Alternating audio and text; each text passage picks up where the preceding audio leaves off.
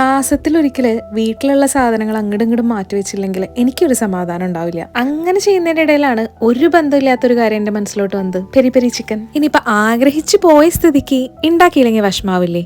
ആർക്ക്? അല്ല, എനിക്ക്. ഈ പെരി പെരി ചിക്കനും ഞാനും തമ്മിൽ എന്തോ ഒരു മുൻജന്മ ബന്ധമുണ്ട്. എപ്പോഴൊക്കെ ഞാൻ 2 ലോങ് ഡേ അടുപ്പിച്ച് ചെയ്യുന്നുണ്ടോ അപ്പോഴൊക്കെ എനിക്ക് പെരി പെരി ചിക്കൻ കഴിക്കണം. ഞാൻ ആദ്യമായിട്ട് പെരി പെരി ചിക്കൻ കഴിച്ച സ്റ്റോറി കേൾക്കണം. സ്റ്റോറി എന്ന് പറഞ്ഞപ്പോഴാണ് കേട്ടോ ആലോചിച്ചത്.